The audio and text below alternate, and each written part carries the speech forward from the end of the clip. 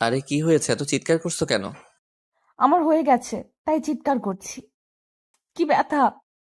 আমি আসি। আমাদের গল্পগুলো যদি ভালো লেগে থাকে তাহলে আমাদের চ্যানেলটি সাবস্ক্রাইব করে পাশে থাকবেন। ধন্যবাদ। আর আমি প্রিয়াঙ্কা। আমাদের গল্পগুলো যদি ভালো লেগে থাকে, অবশ্যই আমাদের চ্যানেলকে সাবস্ক্রাইব করে পাশে থাকবেন। আর হ্যাঁ, ভিডিওটি সম্পূর্ণ শুনবেন। মা গো, মরে গেলাম। আহ, কেউ আছো? আমায় একটু বাঁচাও। উফ, কি ব্যথা! আরে কি হয়েছে, এত চিৎকার করছো কেন? কেন চিৎকার করছি দেখতে পাচ্ছ না? না তো, কিছু দেখা যাচ্ছে না। আমার হয়ে গেছে, তাই চিৎকার করছি। বলো কি, এত তাড়াতাড়ি তোমার হলো কেমন করে? সেসব তো জানি না আমি, কিন্তু আমার হয়ে গেছে, এইটুকুই জানি। আহ, কি ব্যথা গো! এই ফাজিল মেয়ে, এমন দুষ্টুমি করিও না। আমার এই সাউন্ড শুনলে কেমন কেমন যেন লাগে। আমি ব্যথায় কোকিয়ে উঠছি আর তুমি বলছো দুষ্টুমি? আল্লাহ গো, এমন বজ্জাত স্বামী আমার শত্রুরও যেন না হয়। আচ্ছা, ইয়ার্কি মারা বন্ধ করো, সত্যি করে বলো কোথায় ব্যথা করছে। কোথায় আবার? নাভির নিচের নরম কোমল জায়গায় ব্যথা করছে খুব। তলপেটে নাকি? হুম, তল পেটে না গো, আরো নিচে, একদম নিচে। উফ, কি ব্যথা! দেখো রিমি, একদম ফাইজলামি করো না। আমি কিন্তু সিরিয়াস। আমার কি কোনো কাজ নেই নাকি যে তোমার সাথে অযথা ফাজলামি করব? সত্যি ব্যথা করছে। আচ্ছা তাহলে আমায় দেখাও, আমি মালিশ করে দিচ্ছি। রাজ কথাটা বলতেই রিমির পাশে বসে পড়ল। রিমি একটু অদ্ভুত ভাবে রাজের দিকে তাকাচ্ছে। রাজ রিমির এই অদ্ভুত তাকানোর মানে বুঝতে পারছে না। মেয়েটি সত্যিই ব্যথা পাচ্ছে নাকি শুধু শুধু এমন করছে। কিছুই বোঝার উপায় নেই রাজের কাছে। রাজ রিমির পাশে বসে রিমির শাড়িটা ধরে আলতো করে খুলে নিল। শাড়িটা খুলে দিয়ে রিমির হাঁটুর উপর তুলে দিতেই রিমি হকচকিয়ে উঠে বসে পড়ে। রাজকে উদ্দেশ্য করে বলল, কোথায় আবার? তুমি না বললে নাভির নিচের নরম জায়গায় ব্যথা করছে? ওখানেই হাত দিচ্ছি। ছি, তুমি আসলে একটা লুচ্চা লোক তো। হুটহাট করে জায়গা মতো হাত চালান করে দাও কেন? আরে আমি তো তোমার ব্যথা কমাতে চেষ্টা করছিলাম, তুমি আমায় ভুল বুঝছো। আমি তোমায় ভুল না, ঠিক বুঝি। তোমার মাথায় তো সারাদিন এটাই ঘোরে, কখন একটু ধরতে পারবে, কখন একটু করতে পারবে। আমি বুঝি না ভেবেছো? আমি সব বুঝি। তুমি আমার কচুটা বোঝো, কচুটা। আমি ভালো করতে আসলাম দেখে এত কথা শুনতে হচ্ছে তো আমার। ঠিক আছে, আর ভালো করতে আসবো না। থাকো তুমি তোমার মতো, আমি গেলাম। রাজ রিমির কথায় রেগে যায়। রিমির শাড়ির আঁচলটা আবার জায়গা মতো নামিয়ে দিয়ে রিমির পাশ থেকে উঠে পড়ল সে। রিমি এতক্ষণ ধরে রাজের সাথে মজা করছিল। আসলে একটু পরেই রাজ অফিসের জন্য বেরিয়ে যাবে, ফিরবে সেই রাতে। এতটা সময় ধরে রিমি রাজের থেকে দূরে থাকতে ইচ্ছে করছে না। রিমি চায় সব সময় রাজের কাছে থাকতে, রাজের পাশে থাকতে। তাই রাজকে আটকানোর একটা বুদ্ধি পাকিয়ে রিমি এমনটা করে। প্রথমে রিমি ভেবেছে যে রাজ হয়তো রিমির কথাটা শুনে জোর করে রিমিকে আদর করবে, কিন্তু সেটা তো হলো না। বরং জনাব রেগে বোম হয়ে চলে গেল। রাজ রাগে গজগজ করতে করতে চলে যেতেই রিমি মুচকি হাসি দিয়ে রাজের পেছনে চলতে লাগলো। রাজ শাওয়ার নিয়ে বাহিরে এসছে সবেমাত্র। রাজ বাহিরে আসতেই রিমির দৃষ্টি রাজের উন্মুক্ত বুকের দিকে পড়ল। রাজের শরীরের রং উজ্জ্বল বর্ণের, লোমবিহীন ফর্সা বুকটা রিমির দৃষ্টি কেড়েছে। রিমি এই বুকেই সব সময় শান্তিতে থাকতে চায়। রিমি এক দৃষ্টিতে রাজের বুকের দিকে তাকিয়ে থাকা দেখতে পেয়ে রাজ রিমিকে উদ্দেশ্য করে বলল, কি হলো? এমন ভাবে তাকিয়ে আছো কেন? কি দেখছো এমন করে? বেশি কিছু না, আমার শান্তির জায়গাটা দেখছি। কেন দেখছো? আমি না লুচ্চা? সবসময় তোমার সাথে লুচ্চামি করার ধান্দায় থাকি। আমার দিকে তাকাতে হবে না তোমায়। ওরে বাবা রে, আমার বেবি দেখি রাগ করেছে। আমি তো আমার সোনা বরের সাথে মজা করছিলাম, আর তুমি কিনা সেই মজাকে সিরিয়াসলি নিয়ে ফেলেছো। মজা সবসময় ভালো লাগে না। আমি তোমার উপকার করার জন্য তোমার কাছে গিয়েছি, আর তুমি কি না আমায় উল্টাপাল্টা বলে তাড়িয়ে দিলে। রাজের কথাটা শেষ হতেই রিমি রাজের দিকে এগিয়ে এলো। রাজের খুব কাছে এসে রিমি রাজের গালের উপর নিজের হাত জোড়া রেখে মুচকি হাসি দিয়ে বলল, আসলে সোনা, আমার তো কিছুই হয়নি। আমি চেয়েছি তুমি এসে আমার সাথে ফাজলামি করো, আমার উপর জোর করো। আসলে কি বলতো, সারাদিন আমি একা বাড়িতে থেকে থেকে বোরিং হয়ে যাই। আমার ইচ্ছে করে সারা দিন তুমি আমার পাশে বসে থাকো। রিমির কথাটা শেষ করতেই রাজ রিমির কোমরের উপর নিজের হাত জোড়া রেখে রিমিকে আলতো করে নিজের সাথে জড়িয়ে নিয়ে বলতে লাগলো, তাই শোনা, তোমার বোরিং লাগে? আচ্ছা অপেক্ষা করো, আমি একটা ছোট্ট বেবি এনে দিচ্ছি। ছোট্ট বেবিকে নিয়ে সময় কেটে যাবে তোমার। বেবি কি করে হবে? তুমি তো আমায় আদরও করো না। আমি তো আদর করতেই চাই, তবে কেউ তো আমায় আদর করতে দিতেই চায় না। হুম, বুঝেছি। মানে আমি তো সব সময় আদর খাওয়ার জন্য পাগল হয়ে থাকি। কিন্তু একটু ফাজলামি করলেই তুমি রেগে যাও। ওকে ঠিক আছে, এখন থেকে জোর করে আদায় করব। এবার হবে তো? জি, খুব হবে। এখন দাও, আমি তোমার শার্ট পরিয়ে দিচ্ছি। রিমি পরম আবেশে রাজকে শার্ট পরিয়ে দিতে লাগলো। রাজ রিমির এই ভালোবাসায় সারা দিন বিভোর হয়ে থাকে। পৃথিবীতে এত মানুষ থাকার পরেও সারা দিন রাজের দৃষ্টি শুধুমাত্র তার স্ত্রীকে খুঁজে চলে। একে আসক্ত ব্যক্তিদের কাছে নিজের স্ত্রীর চেয়ে সুন্দরী নারী আর কেউ নেই। রাত শার্ট পরে নিয়ে নাস্তা করতে চলে যায়। রিমি রাজের জন্য টিফিন রেডি করে দিচ্ছে। নাস্তা শেষ করে রাজ বাড়ি থেকে বেরিয়ে যাবে। দরজার কাছে এসে পেছন ফিরে রিমির দিকে তাকাতেই রাজ দেখতে পায় রিমি তার দিকে অপলক দৃষ্টিতে তাকিয়ে আছে। রাজ মুচকি হেসে রিমিকে উদ্দেশ্য করে বলল, এই পাগলি, এমন ভাবে কি দেখছো তুমি? আর কি দেখবো, আমার প্রিয় ভালোবাসার মানুষটিকে দেখছি। তাকে যতক্ষণ ধরে দেখি আমার মন আরো বেশি দেখার ইচ্ছা পোষণ করতে থাকে। ফাজিল, এখন যদি বলো তবে আমি অফিসে যাব কেমন করে? সেসব আমি জানি না। আমার স্বামীকে আমার মন ভরে দেখতে দাও তো। সব সময় তুমি এমন করো। আমার স্বামীর দিকে তাকিয়ে থাকলে তোমার হিংসে হতে শুরু হয়। দুষ্টু লোক একটা। রিমির কথাটা শুনে রাজ হেসে ফেলল। রাজ রিমির দিকে খানিকটা এগিয়ে এসে আলতো করে একটা হ্যাচকা টান দিয়ে রিমিকে নিজের বুকের উপর নিয়ে এলো। রিমি রাজের বুকের উপর হাত জোড়া রেখে দাঁড়িয়ে আছে। রাজ রিমিকে নিজের বুকে নিয়ে এসে রিমির কপালে আলতো করে নিজের ঠোঁট জোড়া ছুঁয়ে দিল। অতঃপর রিমির ঠোঁটের দিকে দৃষ্টিপাত করলো সে। রিমির ঠোঁট জোড়া একদম শুকিয়ে আছে। রাজের ইচ্ছে করছে এই শুকনো ঠোঁট জোড়া এখনই ভিজিয়ে দিতে। রাজ রিমির উষ্ণ ঠোঁটের দিকে তাকাতেই রিমি রাজকে উদ্দেশ্য করে দুষ্টু হাসি দিয়ে বলল, এমন করে দেখে গেলে কি হবে, নাকি মিষ্টিও খেতে হবে? মিষ্টিও খেতে হবে। দাও একটু মিষ্টি খেয়ে নেই। রাজ কথাটা বলতেই আলতো করে রিমির ঠোঁট জোড়া নিজের ঠোঁটের সাথে এক করে দিল। পরম আবেশে রিমির ঠোঁট জোড়া খেতে লাগলো রাজ। রাজের ঠোঁটের পরশ পেতে রিমি প্রচন্ড ভাবে কেঁপে উঠল। মনে হচ্ছে রিমির সারা শরীরের মধ্যে এক শিহরণ খেলে গেছে। রাজের ইচ্ছে করছে এই ঠোঁটের সব মধু আজ মন ভরে খেয়ে নিতে। একটুও ছাড়তে ইচ্ছে করছে না তার। তবে অফিসের সময় চলে যাচ্ছে, তাই ইচ্ছে না থাকার পরেও রিমিকে ছাড়তে হবে। মিনিট খানেক চুমু খাওয়ার পর রাজ রিমির ঠোঁটজোড়া আলতো করে ছেড়ে দিল। রাজ রিমির ঠোঁটজোড়া নিজের ঠোঁটের বন্ধন থেকে মুক্ত করে দিতেই রিমি খানিকটা হাঁপাতে লাগলো। রিমির গাল ও ঠোঁট ভীষণ রকম লালচে হয়ে আছে। রাজ রিমির দিকে তাকিয়ে মুচকি হাসি দিয়ে বলল, কি হলো জনাবা, ইচ্ছে করছে না বুঝি ছাড়তে? একদম না। আমি তো সেই কখনই ছাড়ার জন্য চেষ্টা করেছি। তবে তুমি তো একদম ডুবে গেছিলে। আমার কি দোষ? হ্যাঁ, বুঝতে পেরেছি কার কি দোষ। এখন এসব বাদ দাও, আমি অফিসে যাচ্ছি, কেমন? সাবধানে থাকবে, ঠিক আছে? হুম, তুমিও সাবধানে যাবে। আর অফিসে পৌঁছে একটা কল করবে। ওকে? ওকে, আসছি, কেমন? রাজ রিমির থেকে বিদায় নিয়ে অফিসের জন্য বেরিয়ে যায়। রিমিকে ছেড়ে আসতে মোটেও ইচ্ছে করছিল না রাজের। তবে অফিস না আসলে কাজের ক্ষতি হয়ে যাবে, তাই রাজ বাধ্য হয়ে রিমিকে ছেড়ে আসলো। রাজ গাড়িতে বসে বসে রিমির কথা ভাবছে। মেয়েটি কতটা সহজ ও সরল। রিমিকে যতবার দেখে রাজ ঠিক ততবার মুগ্ধ হয়ে যায়। রিমিকে পছন্দ করা যাবে না এমন কোনো কারণ খুঁজতে গেলে কখনো খুঁজে পাওয়া যাবে না কারণ। তবে তাকে ভালোবাসার কারণ খুঁজতে গেলে কারণের অভাব হবে না। রাজ রিমির কথা ভাবতেই মুচকি হেসে ফেলল। অফিসে এসে রাজ রিমিকে কল করে জানিয়ে দিল দুপুরের দিকে রাজ লাঞ্চ করার জন্য ক্যান্টিনে যায়। রাজ খাবার অর্ডার করতে রাজের পাশে এসে বসে নদী। নদী হলো রাজের কলিগ।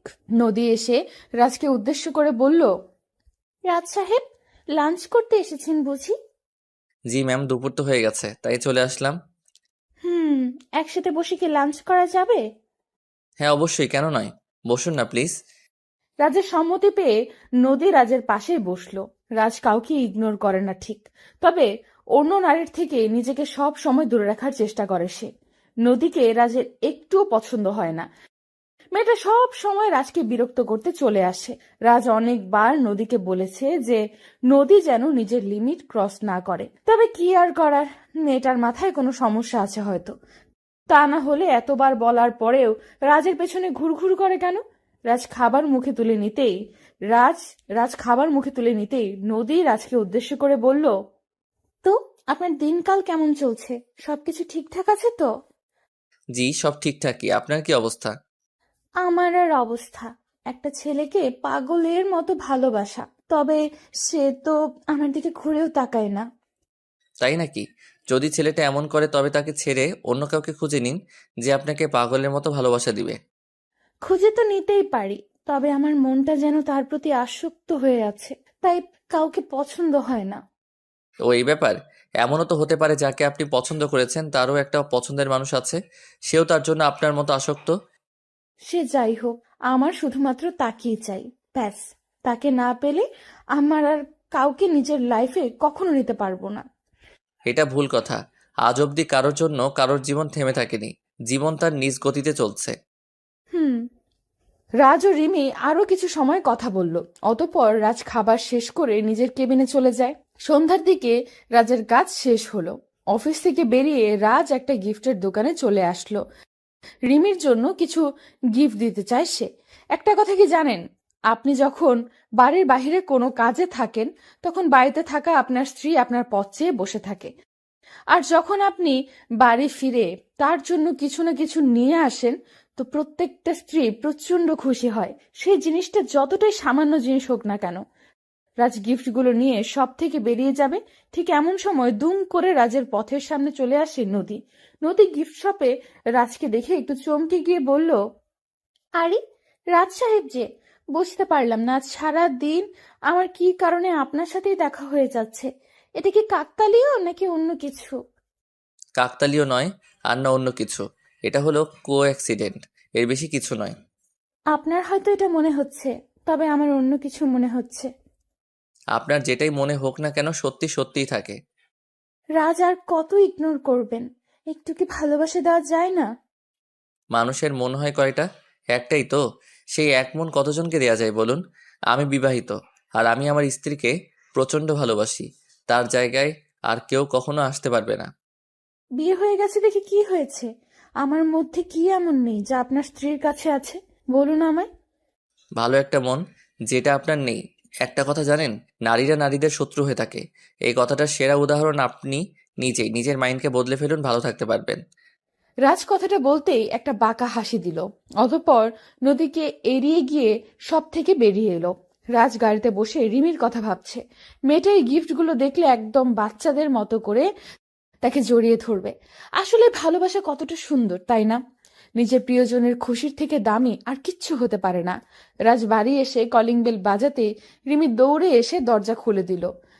রাজ রিমির দিকে তাকাতেই রাজের মনটা শান্ত হয়ে গেল।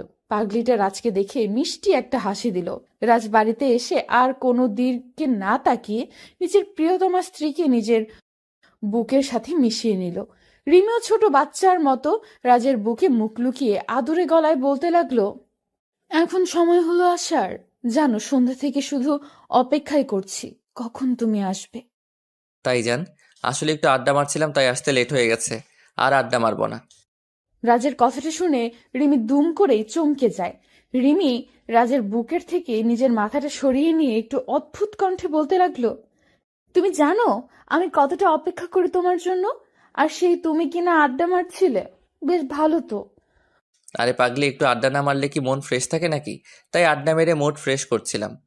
ও, আমার সাথে থাকলে বুঝি মুড ফ্রেশ হয় না? আচ্ছা, ফ্রেশ হয়ে নাও, আমি খাবার দিচ্ছি। রাজ বেশ ভালোই বুঝতে পারছে রিমি রেগে গেছে। রাজ তো রিমিকে রাগাতেই এই মিথ্যা বলেছে। রিমি ছাড়া রাজের মন আর কে আছে ঠিক করবে?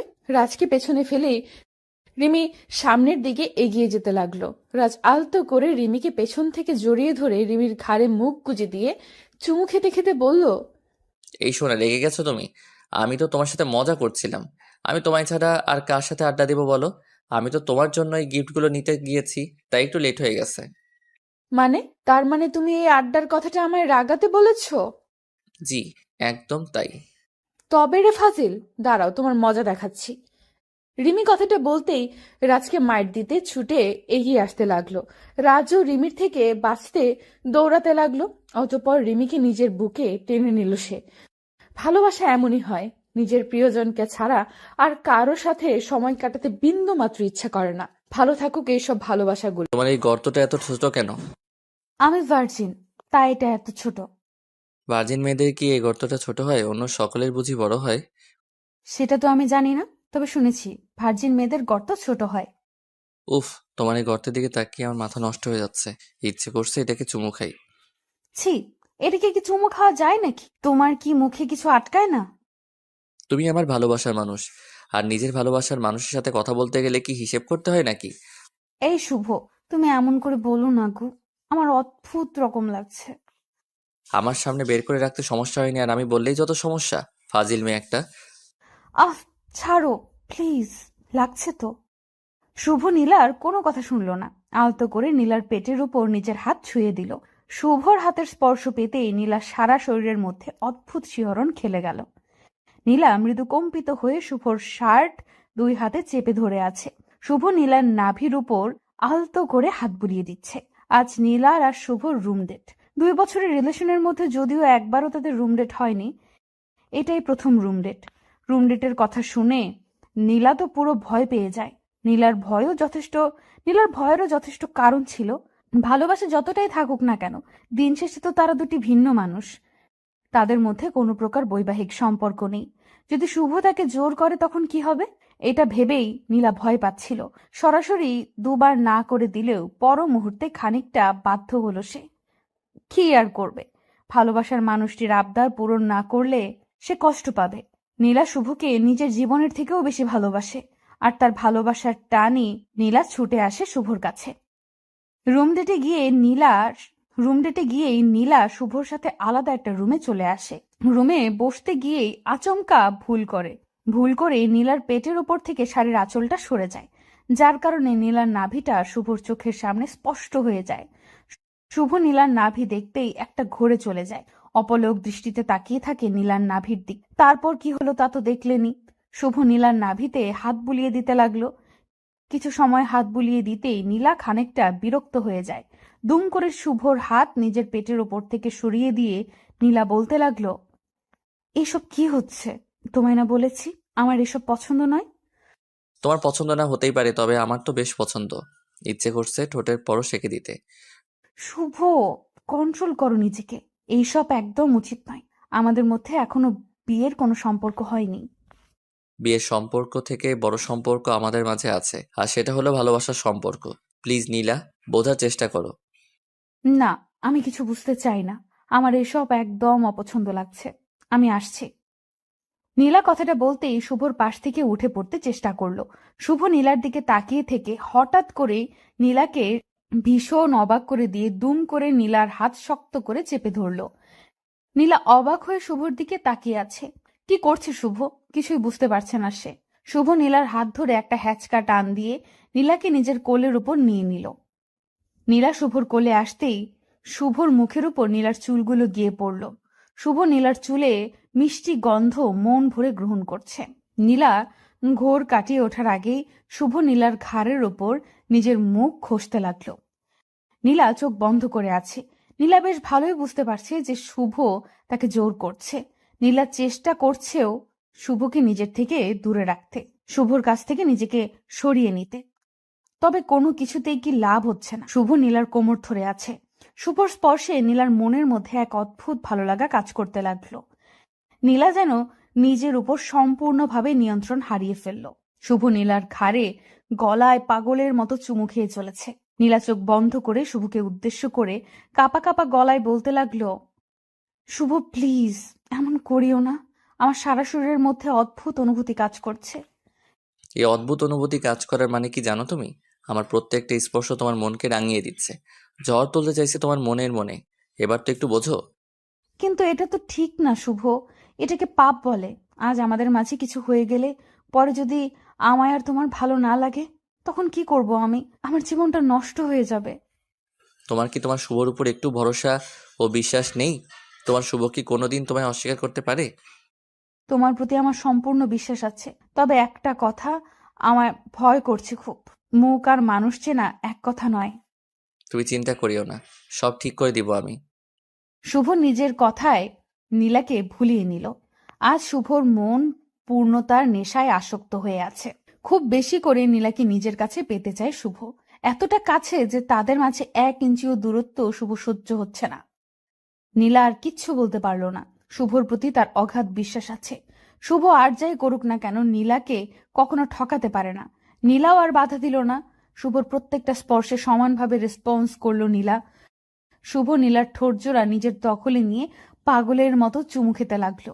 নীলা কিছু সময় নিশ্চুপ থাকার পর নিজেকে আর সামলাতে পারল না। শুভর সাথে সেও পাগলের মতো আদর করতে লাগলো। দুজন যেন একে অপরের মাঝে ডুবে যেতে ব্যাকুল হয়ে আছে। শুভ নীলার শরীর থেকে একটু একটু করে সমস্ত পোশাক খুলে ফেলে দিল। নীলা এখন শুভর সামনে উন্মুক্ত হয়ে আছে। উন্মুক্ত নীলাকে দেখে শুভর চোখে মুখে এক অজানা নেশার ছাপ স্পষ্ট হয়ে গেল। নীলা বুঝতে পেরে গেছে যে তার প্রিয়জনের আসলে এখন কি চাই। নীলা নিজেকে সম্পূর্ণভাবে শুভর সামনে তুলে ধরল। দুজন পূর্ণতার নেশায় মেতে উঠল। কিছু সময়ের জন্য তারা ভুলেই গেছে যে তারা যেটা করছে সেটা ভালোবাসা নয়, নিছক আকর্ষণ মাত্র। নীলা আর শুভ একে অপরের মাঝে সম্পূর্ণভাবে হারিয়ে গেল। পাগলের মতো আদর করতে থাকলো দুজন দুজনকে। আদর পর্ব শেষ হলো প্রায় ঘন্টাখানেক পরে। নীলা ক্লান্ত হয়ে বিছানায় শুয়ে আছে। নিজের নগ্নতা ঢাকার বিন্দুমাত্র শক্তিও যেন তার শরীরে নেই। শুভ ক্লান্ত হয়ে গেছে। নীলার বুকের ওপর মাথা রেখে শুয়ে আছে সে। নিশ্চুপ হয়ে কিছু সময় দুজন একে অপরকে জড়িয়ে ধরে শুয়ে থাকার পর সকল নীরবতা ভেঙে শুভ নীলাকে উদ্দেশ্য করে বলল, চুপ করে আছো কেন? কি হয়েছে? কিছু হয়নি। আমার মাথা ও সারা শরীর ব্যথা করছে ভীষণ। হুম, ভার্জিন মেয়েদের একটু ব্যথা হবেই। পেইন কিলার খেয়ে নিলেই ব্যথা কমে যাবে। হুম। আচ্ছা, তুমি তবে একটু রেস্ট করো, আমি ফ্রেশ হয়ে আসছি। শুভ কথাটা বলতেই নীলার উপর থেকে উঠে যায়। শুভ উঠে পড়তেই নীলা চাদর টেনে নিয়ে নিজের শরীর ঢেকে নিল। মনের মধ্যে এতক্ষণ কোনো প্রশ্ন উদয় না হলেও এখন অনেক প্রশ্ন মনের মধ্যে উদয় হয়েছে অধরার। মনের মধ্যে এতক্ষণ কোনো প্রশ্ন উদয় না হলেও এখন অনেক প্রশ্ন মনের মধ্যে উদয় হয়েছে নীলার। বারবার মনে হচ্ছে শুভ শুধু তাকে শারীরিকভাবে ভোগ করার জন্য এমন ভালোবাসার নাটক করছে। মন থেকে নীলাকে শুভ ভালোবাসে না। কিন্তু যদি শুভ নীলাকে মন থেকেই ভালো না বাসে তবে সেটা তো শুভর আচরণে প্রকাশ পেত। এমন কিছু তো নীলার চোখে পড়েনি। নীলা আর কিচ্ছু ভাবতে পারছে না। নিজের সব থেকে দামি সম্পদ, নিজের সম্মান আজ বিসর্জন দিতে হয়েছে ভালোবাসার কাছে। নিজের কাছে নিজেকে বড্ড ছোট মনে হচ্ছে তার। নীলার অজান্তেই চোখের কোণে পানি এসে জমা হলো। শুভ ফ্রেশ হয়ে এসে নীলাকে ঠায় শুয়ে থাকতে দেখে বলল, কি হলো, এখন শুয়ে আছো যে? ফ্রেশ হবে না নাকি? নীলা নিশ্চুপ। শুভর প্রশ্নের কোনো উত্তর সে দিল না। শুভ আর বুঝতে বাকি নেই যে নীলার মনটা খারাপ হয়ে গেছে। শুভ নীলার দিকে এগিয়ে এসে নীলার কপালে হাত রেখে বলল, দেখো নীলা, আমরা একে অপরের জন্য জন্মেছি। আমাদের মাঝে কোনোদিন বিচ্ছেদ নামক কোনো শব্দ আসবে না, তুমি আমায় বিশ্বাস করতে পারো। হুম। এখনো মন খারাপ করে আছো? আরে যেটা একটা না একটা দিন হবার ছিল সেটা আজ হয়ে গেল, এতে কষ্ট পাওয়ার মতো কি আছে? কষ্ট পাচ্ছি না, ঠিক আছি আমি। আচ্ছা, তবে চলো ফ্রেশ হয়ে নাও, বাড়ি ফিরতে হবে তো নাকি? হুম, আসছি, ওয়েট করো।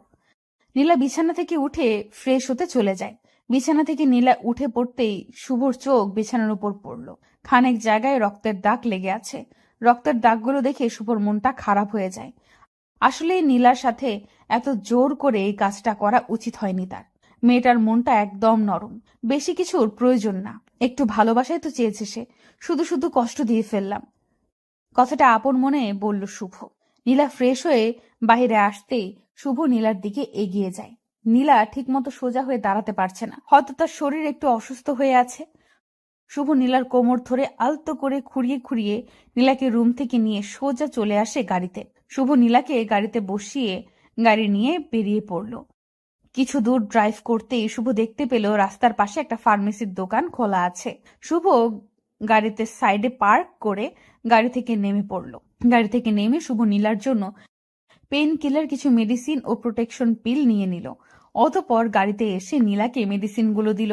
নীলা মেডিসিনগুলো হাতে নিয়ে প্রশ্নসূচক কণ্ঠে শুভকে বলল, এইসব কিসের মেডিসিন? এটা হলো পেইন কিলার, ব্যথা কমে যাবে। আর এটা হলো সেফটি পিল, এটা নিলে বেবি আসবে না। শুভর কথাটা শুনে হয়তো নীলার একটুও পছন্দ হয়নি। নীলার মুখটা ফ্যাকাশে হয়ে গেল। নীলা গম্ভীর কণ্ঠে শুভকে উদ্দেশ্য করে বলল, তার মানে তুমি চাও না আমি তোমার বেবির মা হয়ে যাই? তাই তো এই পিল নিয়ে এসেছো, ঠিক বললাম তো? আরে পাগলি, এমন না, বিয়ের পর বেবি নিব। এখন এটা সেফটি হিসেবে কাজ করবে। প্রয়োজন নেই। আমাদের ভালোবাসার কারণেই আজ যখন আমাদের মাঝে শারীরিক সম্পর্ক হয়েছে, তখন আমি চাইছি এটাই আমাদের ভালোবাসার অংশ হয়ে পৃথিবীতে আসুক। নীলার কথাটা শুনে শুভ আর কিচ্ছু বলল না। মুচকি হাসি দিয়ে নীলার হাত থেকে সেফটি পিল নিয়ে গাড়ির দরজা দিয়ে ফেলে দিল। নীলাকে উদ্দেশ্য করে শুভ মৃদু কণ্ঠে বলল, সমস্যা নেই, তোমার ইচ্ছে মানে আমার ইচ্ছে, এইসবের কোনো দরকার নেই। খুব শীঘ্রই আমরা এক হয়ে যাব, অপেক্ষা করো। শুভ কথাটা বলতেই গাড়ি স্টার্ট করলো। নীলাকে নীলার বাড়িতে ছেড়ে দিয়ে শুভ নিজ বাড়িতে চলে যায়। নীলার সাথে শারীরিক সম্পর্ক হবার পর শুভ আর আগের মতো নীলার সাথে কথা বলে না। নীলা কল করলে শুভ বারবার এক কথাই বলে, বিজি আছে সে। নীলা বুঝতে পারল না কিছু। হঠাৎ করে তার ভালোবাসার মানুষটির এমন পরিবর্তন নীলাকে ভাবিয়ে তুলছে ভীষণ। নীলার এতটুকু তো বেশ বুঝতে পারছে যে শুভ তাকে এড়িয়ে চলছে, অবহেলা করছে। তবে বেহায়া মন বারবার তার কাছেই ফিরে যায়, যার কাছে তার কোনো মূল্য থাকে না। নীলা সারাদিন ঘরের মধ্যে শুয়ে বসে কাটায়। একটু একটু করে নীলা যেন ডিপ্রেশনে আক্রান্ত হয়ে পড়েছে। একদিন দুম করেই নীলার প্রচন্ড বমি হতে লাগলো। নীলা দ্রুত প্রেগন্যান্সি টেস্ট করাতেই বুঝতে পারলো নীলা মা হতে চলেছে। নীলা বুঝতে পারছে না যে সে এই সংবাদে খুশি হবে নাকি দুঃখ পাবে, কারণ নীলার গর্ভেতেই সন্তান একটু একটু করে বড় হয়ে উঠছে। সেই সন্তানের বাবা তো তার মাকে স্বীকার করতে প্রস্তুত নয়, সেখানে এই বাচ্চাটাকে কি করে স্বীকার করবে? নীলা কিছু ভেবে না পেয়ে শুভকে কল করলো। দুবার রিং হতেই শুভ কলটা পিক করলো। কলটা পিক করতেই ওপার থেকে নীলা শুভকে উদ্দেশ্য করে বলল, শুভ, আমি মা হতে চলেছি। Wow, good news. মিষ্টি কোথায়? শুভ, আমি মজা করছি না, সত্যি বলছি। একটু আগেই টেস্ট করে জানতে পারলাম। তো আমি কি মজা ভেবেছি নাকি? আর তুমি প্রেগনেন্ট, তো আমার কি হয়েছে? তোমার কি হয়েছে মানে? মাথা ঠিক আছে তো তোমার? কি সব পাগলের মতো বলছো? কি সব বলছি মানে? আমার মাথা আর আমি সব ঠিক আছে। তুমি বলো কি জন্য আমায় কল করেছো? শুভ, এই সন্তানটা আমাদের, আর এই নিউজটা আমাদের খুশির খবর নিয়ে আসছে। আর তুমি কিনা বলছো তোমার তাতে কি? ওয়েট, এই সন্তান আমাদের মানে? একদম অন্যের পাপের বোঝা আমার উপর চাপিয়ে দিবে না। এই সন্তান আমার না। শুভর কথাটা শুনে যেন নীলার পায়ের নিচ থেকে মাটি সরে যায়। নীলা অবাক হয়ে যায় শুভর কথাটা শুনে।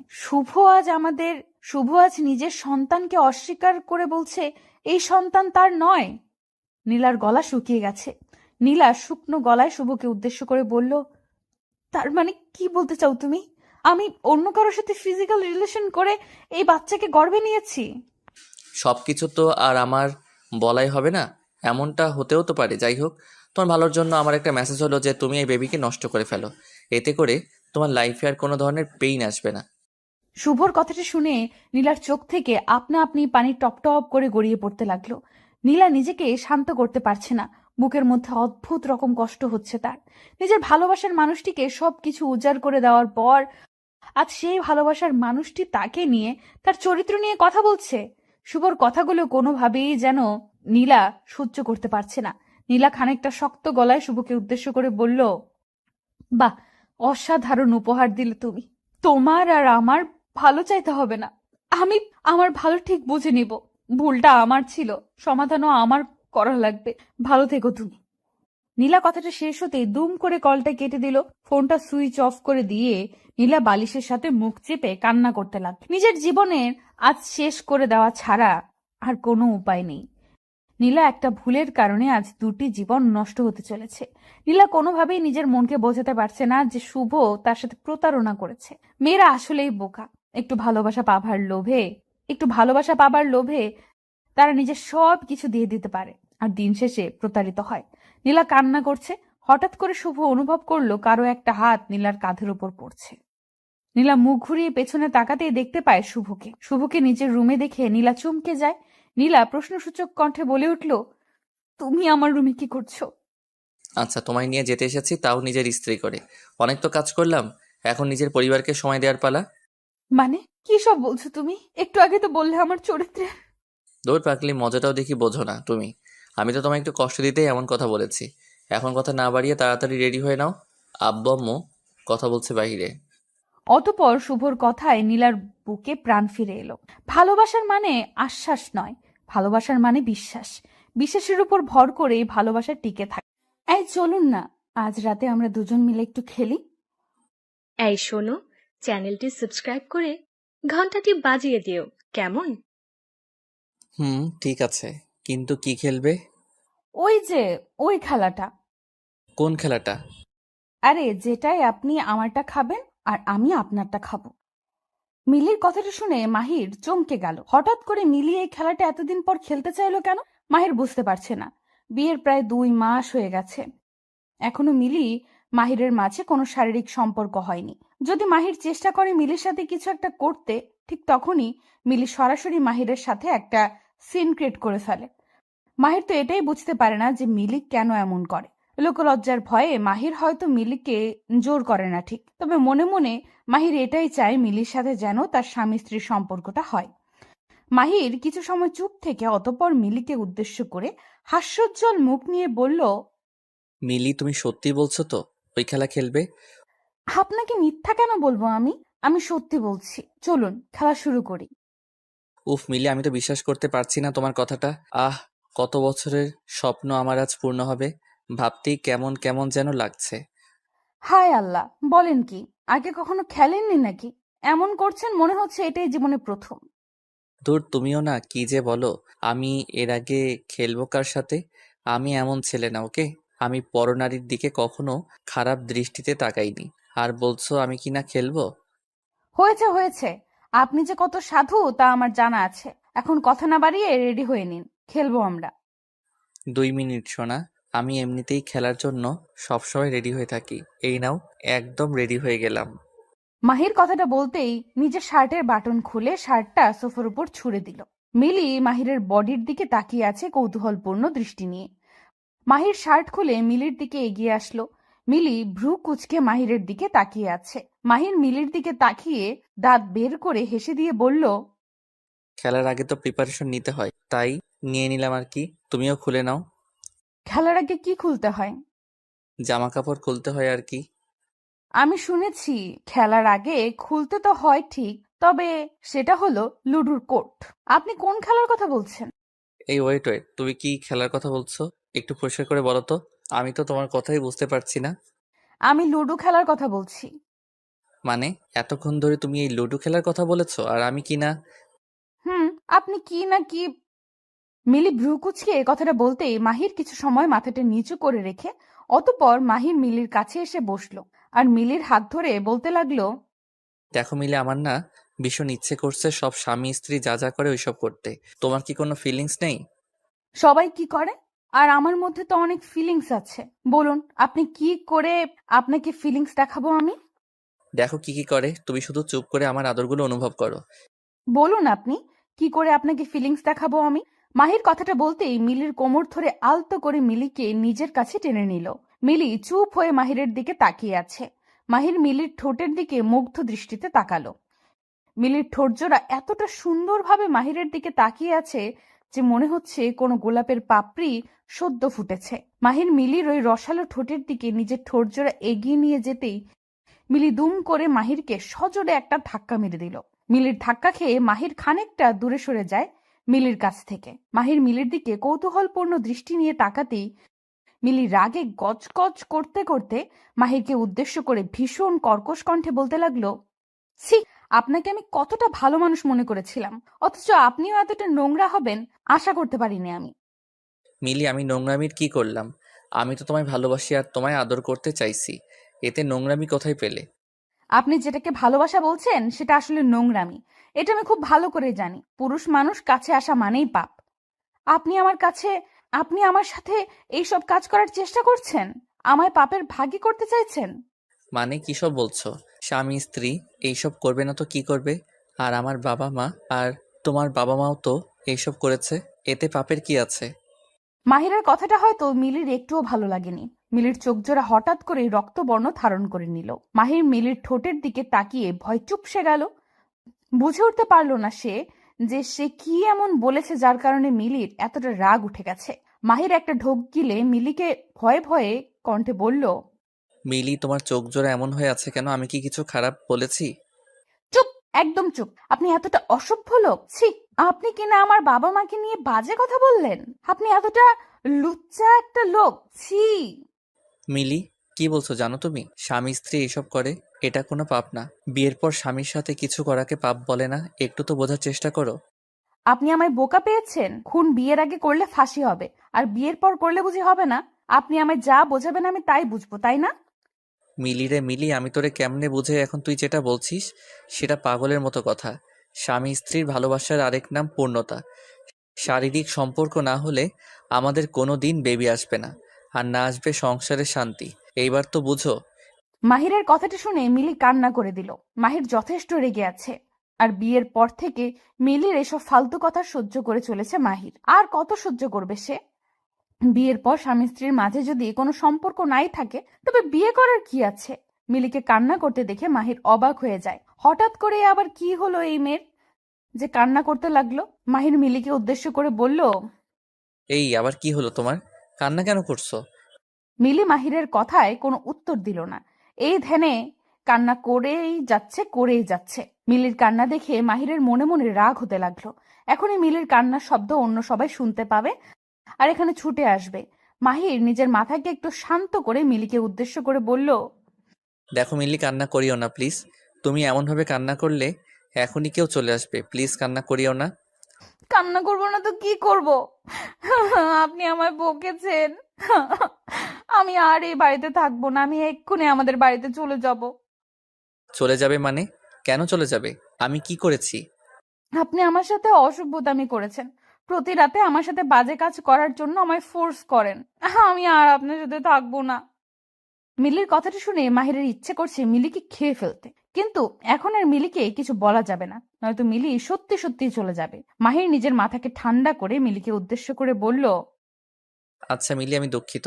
আমায় ক্ষমা করে দাও। আর কখনো আমি এইসব নিয়ে বাড়াবাড়ি করব না, প্রমিস। আপনার কথা আমি বিশ্বাস করি না। আমি চাই আপনিও আমার মতো ভালো হয়ে যান, পাপ থেকে নিজেকে দূরে রাখুন। অথচ আপনিও কিনা সেই এক পাপ করার জন্য উঠে পড়ে লেগেছেন। আমি আর কি করে আপনাকে বোঝাই বলুন তো? আর কিছু বোঝাতে হবে না, আমি সব বুঝতে পেরে গেছি। সত্যি আর কখনো আমি কিছু করব না। কথাটা মাথায় থাকে যেন। থাকবে থাকবে, মাথায় মনে প্রাণে সব জায়গায় লেগে থাকবে। মিলির জন্য মাহিরের বাসর রাত তো শেষ হলোই, সেই সাথে শেষ হলো মাহিরের সাংসারিক জীবন। মাহির নিজেও জানে না এই মেয়ের মাথায় কি সমস্যা আছে। নিজের স্বামীকে সন্তুষ্ট রাখাটা প্রত্যেক নারীর পরম কর্তব্য। সেইখানে মিলি কিনা নিজের স্বামীকে বারবার নিজের থেকে দূরে রাখতে ব্যস্ত। মাহির এক বুক হতাশা নিয়ে ঘুমিয়ে পড়ল। সকালবেলা মাহিরের ঘুম ভাঙলো মিলির চিৎকারে। মিলি চিৎকার করে মাহিরকে ডাকছে। মিলির চিৎকারের শব্দে মাহির হকচকিয়ে বিছানা থেকে উঠে পড়ল। মিলির দিকে চোখ কচলাতে কচলাতে তাকিয়ে বলল, মাহির। কি হয়েছে? এত সকাল সকাল এমন করে চিৎকার করছো কেন? বাড়িতে কি তোর পড়েছে নাকি? চোর না, ডাকাত পড়েছে। আপনার ঘুম এত গভীর কেন? আমি মরে গেলেও তো আপনার ঘুম ভাঙবে না। হয়েছে, এখন হেয়ালি না করে সরাসরি বলো কি হয়েছে। আমি না আজ একটা ঘটনা ঘটিয়ে ফেলেছি। এই আপনাকে বলতে ছুটে এসেছি। সকাল সকাল আবার কি ঘটিয়ে ফেলেছো? আমাকে না আম্মু বলেছে আমাদের বেবি কবে হবে। আমি বলে দিয়েছি খুব তাড়াতাড়ি আসছে বেবি। ঠিক বলেছি না? কি আসবে আমি শুনতে পাইনি, আবার বলবে। আরে লজ্জার কথা, আপনি এমন করে বললে কি করে আমি বলবো বলুন? বলেছি বেবি আসবে। এত বড় মিথ্যা বললে তুমি। এখন পাপ হবে না মিথ্যা বললে? আমি মিথ্যা কেন বলবো? আমাদের কি বেবি আসবে না নাকি? আজব লোক একটা। বেবিটা আসবে কি করে সেটা আমায় বলবে? ও মা, সবার যেমন ভাবে আসে ঠিক তেমন ভাবেই আসবে। সবার যেমন ভাবে আসবে তেমন ভাবে আসবে মানে? সবার মতো কি আমাদের মাঝে কিছু হয়েছে? হয়নি মানে? আপনার সাথে আমার বিয়ে হয়েছে, তো বেবি কেন আসবে না? ওরে আল্লাহ, কোন বিপদে আমায় ফেললে তুমি! তুলে নাও আমায়। এই মেয়েটা আমায় পাবনা না পাঠিয়ে শান্ত হবে না। আরে আপনি এত ওভার রিয়েক্ট করছেন কেন? বেবি আল্লাহ দিবে, শুধু মন থেকে আল্লাহর কাছে চাইতে হবে। আচ্ছা মিলি, আল্লাহ বেবি দিবে সেটা আমি বিশ্বাস করলাম, কিন্তু আল্লাহ তো তখনই আমাদের কথা শুনবে যখন আমরা বেবি হবার আমল করব, তাই না? আমল তো আমি জানি। মন থেকে একদম পবিত্র হয়ে আল্লাহর কাছে চাইলে আল্লাহ নিরাশ করবেন না। হ্যাঁ বুঝেছি আমি। আল্লাহর কাছে চাইতে থাকো মন প্রাণ দিয়ে। আল্লাহ দিবে বেবি, কিছু করতে হবে না বেবির জন্য। মাহির কথাটা বলে কাঁথা মুখে পেঁচিয়ে শুয়ে পড়ল। মিলি মুচকি মুচকি হাসছে। এইবার তার বেবি আনতে হবে, আর তার জন্য তাকে ভীষণ রকম পরিশ্রম করে আল্লাহর কাছে মন থেকে চাইতে হবে। মিলি অজু করে এসে নামাজ পড়তে লাগলো, আর মাহির ঘুমাতে লাগলো। দেখতে দেখতে কেটে যায় 3 মাস। আল্লাহর অশেষ রহমতে মিলি এখনো মা হতে পারেনি, কারণ মা হবার জন্য যা করতে হয় সেটা মিলির কাছে পাপ। সো আল্লাহ কি করে দিবে? মিলির মন খারাপ, বেবি হচ্ছে না দেখে মিলির মাথায় আগুন জ্বলছে। এত ভালো করে আল্লাহর কাছে বলল, তবু আল্লাহ কেন দিল না? মিলি বুঝতে পারছেন। সকালবেলা মাহির অফিসে বের হবার সময় হুট করে মাহিরের সামনে চলে আসে মিলির বাবা মা। নিজের শ্বশুর শাশুড়িকে দেখে মাহির একটু অবাক হবার পাশাপাশি ভীষণ খুশিও হয়। মাহির তাদের সালাম দিয়ে বলল, আব্বা আম্মা, আপনারা হঠাৎ করে এখানে? আমায় কল করতেন, আমি নিজেই আপনাদেরকে নিয়ে আসতাম। না, সমস্যা নেই বাবা। তুমি কি অফিস যাচ্ছ? জি আব্বা, আমি অফিসেই বের হচ্ছিলাম। না বাবা, আসলে তোমার সাথে একটু কথা ছিল আমাদের, যদি একটু। জি আব্বা বলুন, কি কথা বলবেন? আসলে অনেকদিন হলো তোমাদের বেবি হচ্ছে না, তো আমরা চাইছি যে মিলিকে নিয়ে আমাদের বাড়ি গিয়ে দেখি কি হয়। তোমার শাশুড়িরও এই একই ইচ্ছা। আচ্ছা আব্বা, ঠিক আছে, নিয়ে যান। আমি আসছি তাহলে। ঠিক আছে বাবা, সাবধানে যাবে। মাহির তাদের সাথে কথা বলা শেষ করে অফিসের জন্য বেরিয়ে যায়। মাহির বেশ ভালো করেই জানে মিলিকে যেখানেই নিয়ে যাওয়া হোক না কেন কোনো লাভ হবে না, কারণ বেবি হবার জন্য যে দুটি মানুষকে এক হতে হয়, দুজনের মধ্যে একটা সম্পর্ক থাকতে হয়, সেটা মাহির আর মিলির মধ্যে নাই। তো কোনো কিছুতেই কিচ্ছু হবে না। মাহির অফিস থেকে বাড়ি ফিরতেই দেখতে পায় মিলি মন খারাপ করে বসে আছে। মিলিকে বাড়িতে দেখে মাহির চমকে যায় ভীষণ, কারণ মিলির তো ওদের বাড়িতে থাকার কথা, সেখানে মিলি এখনো তার বাড়িতে, তাও আবার মন খারাপ করে। মাহির মিলির কাছে এসে কৌতূহলী হয়ে বলল, মিলি, কি হয়েছে? মন খারাপ করে আছো কেন? তোমার না ও বাড়িতে যাওয়ার কথা ছিল? আমি কোথাও যাব না, আমি আপনার সাথেই থাকবো এই বাড়িতে। তা ঠিক আছে, কিন্তু কি হয়েছে? মন কেন খারাপ তোমার? মাহিরের কথাটা শেষ হবার আগেই মিলি দৌড়ে এসে মাহিরকে শক্ত করে জড়িয়ে ধরল। মাহির খানিকটা অবাক হয়ে যায় মিলির এমন কাজে। মিলি মাহিরকে শক্ত করে জড়িয়ে ধরে কান্না করতে লাগলো। মাহির মিলিকে খানিকটা শক্ত করার চেষ্টা করে বলতে লাগলো, মিলি, কান্না কেন করছো? কি হয়েছে বলো আমায়। আচ্ছা, এমনভাবে কান্না করলে কি একটু ভালো দেখাবে তোমায়? আমায় আজ মন ভরে কান্না করতে দিন, আমি অনেক কান্না করতে চাই। কিন্তু কেন? হুট করে কারণ ছাড়াই কি কেউ কান্না করে বলো? আমি জানি না কে করে আর না করে, তবে আমি করব। পাগলি একটা। আচ্ছা বলো, তোমার কান্নার কারণ কি? আমি বিয়ের পর থেকে একটা ভুল ধারণা মনের মধ্যে পোষণ করে আপনাকে অনেক অনেক কষ্ট দিয়েছি। হয়তো আমার কাজের জন্য আমি কখনো ক্ষমা পাবো না। কষ্ট কোথায় দিয়েছো? সব ঠিক আছে তো? আপনি আর একটাও কথা বলবেন না।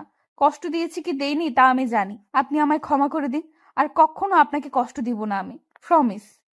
হুম, সেসব ঠিক আছে, কিন্তু হয়েছেটা কি? বিয়ের পর আমি যেটাকে পাপ বলতাম সেটা পাপ নয়, সেটাই আসল ভালোবাসা। এটা আমি এত পরে বুঝতে পেরেছি। আমার বেবি লাগবে, আপনার আদর লাগবে, আপনার ভালোবাসা লাগবে। প্লিজ আমায় ক্ষমা করে দিয়ে নিজের বাহু ডোরে আঁকড়ে নিন। হুম, পাগলি একটা। আমি তো আগেই বলেছিলাম এটা পাপ না, বরং ভালোবাসা। হুম, আমায় বোঝার ভুল ছিল, আমায় ক্ষমা করে দিন না প্লিজ। কান্না বন্ধ করো। আমি কখনো তোমার কাছে কষ্ট পাইনি, আর যখন কষ্ট পাইনি তখন ক্ষমা করার কি আছে? I love you. I love you so much. Mahir মিলিকে শক্ত করে নিজের বাহু ডোরে আঁকড়ে ধরল। আজ আর তাদের দুজনের মাঝে বিন্দু মাত্র দূরত্ব নেই। দুটি হৃদয় ও মন আজ একসাথে। আপনি আমার দুধে হাত দিচ্ছেন কেন? আমি আম্মুকে বলে দিব। যাকে ইচ্ছা বলো, তোর দুধ ধরতে আমার ভীষণ ভালো লাগে। আমার দুধ ধরতে আপনার ভালো লাগলেই আপনি ধরবেন নাকি? হুম, আমার ভালো লাগলে আমি ধরবো। আচ্ছা, তোর দুধটা এত গরম কেন? যে গরম পড়েছে সবকিছু গরম হয়ে যাচ্ছে। আর এটা তো দুধ, গরম তো হবেই। গরমকাল দেখে কি এত গরম হয়ে যাবে নাকি? এই দুধ ধরতে মনে হচ্ছে হাতে ফোসকা পড়বে আমার। তাহলে ধরেছেন কেন? ছেড়ে দিন না। আপনি যদি এখন আমার দুধের উপর থেকে হাত না সরান, তাহলে আমি চিৎকার করে কান্না করব। হুম। রিমির কথা শুনে রাজ হেসে ফেলল। একটু দুধের উপর হাত দিয়েছে দেখে মেয়েটা কত কথা শোনাচ্ছে রাজকে। রাজ কি এত সহজেই রিমিকে শান্তিতে থাকতে দিবে নাকি? রাজও রিমির দুধ ধরে রেখেছে। রিমি বার করে রাজকে বারণ করার পরেও রাজ কোনো কথা শুনছে না। রিমি রাজের এমন ফাজলামি আর সহ্য করতে পারল না। চরম বিরক্ত হয়ে রিমি ন্যাকা কান্না করে দিয়ে চিৎকার করে নিজের আম্মুকে ডাকতে লাগলো। আম্মু, দেখো রাজ ভাই আমার দুধ ধরছে বারবার। আমি বারণ করার পরেও ছাড়ছে না উনি। যত খুশি ডাক, বাড়িতে আন্টি নেই। আমার হাত থেকে তোকে বাঁচানোর মতো কেউ নাই। ও, এই জন্যই আপনার সাহস এত বেড়েছে তাই না? আপনি আসলে একটা পচা লোক। হুম, আমি পচা লোক তো কি হয়েছে? এমন ভাবে চিৎকার করছিস মনে হচ্ছে আমি তোর দুধ ধরে আছি। তো কার দুধ ধরে আছেন? এই দুধ তো আমারই। এই দুধ তোর কি করে হয়? এই দুধ তো গরুর। তুই কি গরু নাকি? গরুর দুধ গোয়ালি বিক্রি করেছে আর আমি কিনে নিয়েছি, তার মানে এইটা এখন এই দুধ আমার। ওরে কি লজিক রে! শোন, আমি গরুর দুধ ধরেছি, আর আমি এখন এটা খাবো। তুই চুপটি করে বসে থাক, তা না হলে কিন্তু তা না হলে কি? এই দুধ ছেড়ে অন্য কোনো দুধ খাওয়া শুরু করে দিব। ছি ছি ছি, এইসব কি ধরনের কথা? আপনার লজ্জা করে না এসব বলতে? এক ফোঁটাও লজ্জা করে না আমার। বেশি কথা বললে আরো অনেক কথা বলবো আমি। রাজের কথা শুনে রিমি চুপ হয়ে যায়। রাজ সময় সময় তার বাড়ি এসে তার সামনে এমন ফাজলামি করবে রিমি অনেক সহ্য করেছে, তবে আজকাল রাজের কোনো কিছুতেই সে সন্তুষ্ট হতে পারে না। হুট করে রিমিকে আই লাভ ইউ বলাই হোক বা রিমিকে জড়িয়ে ধরা, কোনো কিছুতেই রাজ দুবার ভাবে না। রাজের এমন কার্যক্রমে রিমির পরিবারও কিছু মনে করে না, করবেই বা কেন? রাজের মতো ভালো ছেলে আর কোথাও আছে নাকি? রিমির জন্য এই ছেলেটাই পারফেক্ট। রিমিকে চুপ হয়ে থাকতে দেখে রাজ মলিন কণ্ঠে বলতে লাগলো, এই রিমি, কি ভাবছিস তুই? তোকে এমন কাকতাড়ুয়ার মতো বসে থাকা দেখলে আমার একটু ভালো লাগে না। তো কি করব, নাচবো নাকি এখন? তুই নাচতে চাইলে নাচতে পারিস, আমি কোনো সমস্যা নেই। আপনার দুধ খাওয়া হয়েছে? এই তো প্রায় শেষ, কিন্তু কেন? আরো দুধ দিবি নাকি? একদম বাজে কথা বলবেন না। আপনার চোখের দৃষ্টি আমার কাছে ভালো মনে হচ্ছে না। আমি কিছু বললেই তো তোর কাছে সেটা খারাপ হয়ে যায়। ভালো কথার তো আজকাল কোনো দামই নেই। আপনার এসব লুচ্চা কথার মানে আমার খুব ভালোই জানা আছে। এখন কি মিন করেছেন তা আমি বেশ ভালোই বুঝতে পারছি। তাই নাকি? সবটা যখন বুঝতেই পেরে গেছিস তবে দূরে রেখেছিস কেন? কাছে চলে আয়, একদম মিশে যা আমার সাথে। পাগল হয়ে গেছেন নাকি? এসব ফাজলামি একদম আমার পছন্দ নয়। ফাইজলামি কে করছে তোর সাথে? আমি সত্যি কথা বলছি নিজের মন থেকে। হয়েছে, এসব কথা বলিয়েন না। আপনার উপর আমি অনেক রেগে আছি। আপনি আমার দুধ খেয়ে ফেলেছেন, এখন আমি কি করব? আমি যখন তোর দুধ খেয়েছি তখন তুই আমার দুধ খেয়ে নে হিসাব বরাবর। আপনার দুধ কোথায় পাবো আমি? এই যে আমার আছে না, এইগুলো থেকে নিয়ে নে, যত ইচ্ছে তত দুধ। রাজ কথাটা বলতেই নিজের শার্ট দুটোর বাটন খুলে ফেললো। রাজ শার্টের বাটন খুলে দিতেই রিমির চোখের সামনে খানিকটা উন্মুক্ত হলো রাজের বুক। জিম করা বডি রাজের, দেখতেও সে সুদর্শন। সব দিক দিয়ে বিবেচনা করলে এক কথায় রাজ অতুলনীয়। রিমি রাজের দিকে এক দৃষ্টিতে তাকিয়ে আছে। জিম করা বডি রিমির ভীষণ পছন্দের। রিমি জিম করা বডি পছন্দ করে দেখে রাজ জিমে গিয়ে বডি বিল্ডিং করেছে। রিমি রাজের দিকে কিছু সময় তাকিয়ে থেকে নিজের চোখ নামিয়ে নিল। রিমি চোখ নামিয়ে নিতেই রাজ মুচকি হেসে রিমিকে উদ্দেশ্য করে বলল, কি হলো, চোখ নামিয়ে নিলি যে? আমাকে পছন্দ নয় বুঝি তোর? দেখুন রাজ ভাইয়া, এইসব ঠিক না। আমি আপনাকে আগেই বলেছি আমার কাছাকাছি আসিয়েন না। পরে কিছু হয়ে গেলে তার দায় আমি নিতে পারবো না। বাড়িতে তো তুই আর আমি ছাড়া কেউ নেই, কিছু একটা হয়ে গেলেও সমস্যা নেই। যেটা বিয়ের পরে পাবো তা বিয়ের আগে পেয়ে গেলেও সমস্যা নেই। আপনি কিন্তু বেশি বেশি করছেন। আমি কিন্তু এখন বাড়ি থেকে চলে যাব। কোথায় আর যাবি? দিন শেষে আমার বুকে ফিরতে হবে তোকে। রাজ কথাটা বলতেই বাঁকা হাসি দিয়ে রিমির দিকে এগিয়ে আসে। রিমি রাজের চোখের দিকে তাকিয়ে আছে। রাজের চোখগুলোর মধ্যে এক অদ্ভুত নেশা কাজ করছে। রিমি ভাবছে, রাজ আজ যদি তাকে কিছু করে ফেলে তাহলে কি হবে। রাজ এক পা করে রিমির দিকে এগিয়ে আসতে লাগলো। রিমিও রাজের দিকে খানিকটা পিছিয়ে যেতে লাগলো। রাজকে এখন ভীষণ ভয় করছে তার। এই ছেলে কি না কি করে ফেলে। রিমি পিছিয়ে যাবার এক পর্যায়ে দুম করে দেয়ালের সাথে ধাক্কা খায়। পিছিয়ে যাওয়ার পথ শেষ। রাজ রিমির কাছাকাছি আসতেই আলতো করে রিমির কোমরের উপর নিজের হাত রাখলো। রিমির কোমরে রাজের স্পর্শ পেতেই রিমির সারা শরীরে কারেন্ট বয়ে যায়। প্রবল ভাবে কেঁপে উঠল রিমির সারা শরীর। রিমি রাজকে উদ্দেশ্য করে কাঁপা কাঁপা কণ্ঠে বলতে লাগলো, এসব কি করছেন? আপনি আমার ধৈর্যের পরীক্ষা করিয়েন না। আমি কিন্তু নিজের মধ্যে আর থাকতে পারবো না। তো হারিয়ে যা না, আমি তো এটাই চাই তুই নিজেকে আমার সাথে সঁপে দিস। আর আমি তোকে অনেক আদর করি।